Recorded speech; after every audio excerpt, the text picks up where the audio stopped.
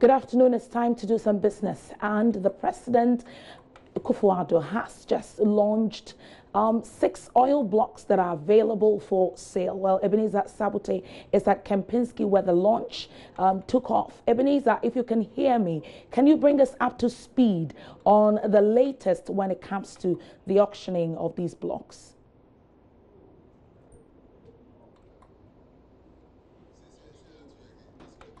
Hello, Ebenezer. If you can hear me, can you bring us up to speed on the latest when it comes to the auctioning of the oil blocks?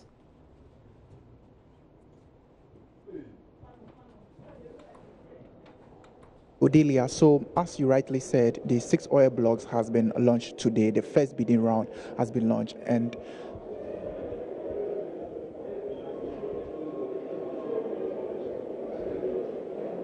Ebenezer. So as you rightly said, yes, the president officially launched the bidding process for these 6 oil blocks. But let me put it on record that it's only 4 of these oil blocks that will be officially being auctioned, in the sense that one of the oil blocks has been, given to Ghana National Petroleum Corporation, that's GNPC, and then one of these blocks will also go for direct negotiation. So 4 of these oil blocks will go officially for the competitive bidding process.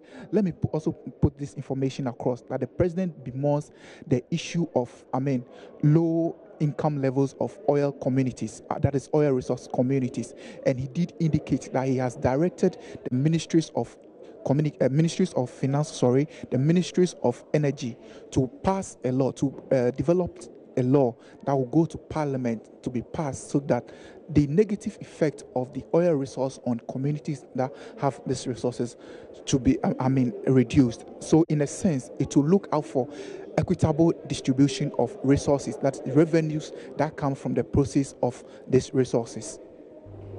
Well, Ebenezer, and so this actually goes to emphasize what the people in the Western region had been looking out for since Ghana found oil and began drilling in commercial quantities. Are there any other issues that came up apart from proper regulation to take a look at communities that are not, that have these resources but are not really benefiting so much from the issues?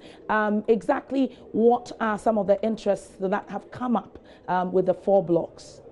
So the president did mention that we are not only looking out for communities that live in these areas that their lives will be benefited, but also the country as a whole. So he did mention of the fact that in Ghana now, almost every family is benefiting from the oil resource, because most of the revenues coming from the oil resource are being used to finance the free SHS program.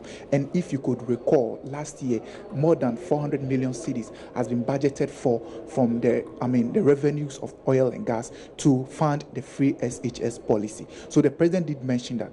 Also, there was a talk on onshore oil and gas exploration. He did mention that yes, there has been a talk, and he is making steps. He's taking steps to ensure that rules and regulations, that is laws that are guided or are being used at international levels, are being promulgated here, so that the country can also benefit from the resource. The onshore oil and gas exploration program is on course, and he's taking all necessary measures to make sure that the communities and also the country as a whole doesn't get affected. I wore your jacket. Thank you very much, Ebenezer Sabote. The United Kingdom's Trade and Export Promotion Minister, Baroness Fairhead, says Ghana has benefited from £500 million investment deal from the private sector in the United Kingdom. She adds Ghana-UK relations will not be affected by Brexit. There's a project which is focused on, in Ghana. It is, in addition to Aqua Africa coming in, it's a first phase only. 520 jobs will be built, and and Aqua Africa is also pulling through the supply chain from Ghana, building skills and adding to the economy as they undertake the project. The importance of that mission to be the investment partner of choice is, I think, testified by the number of investors we have here today.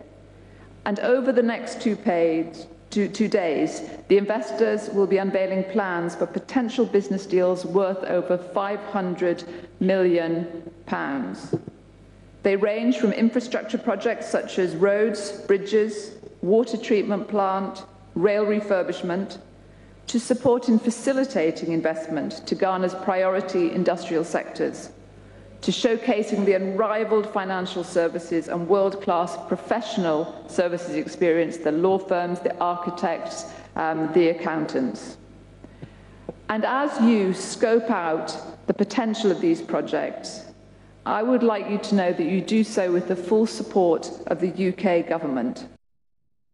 The Small Business at 1 p.m. with Emmanuel Abwaji-Ariafe. Coming up is sports. My name is Odilia Ntiamwa.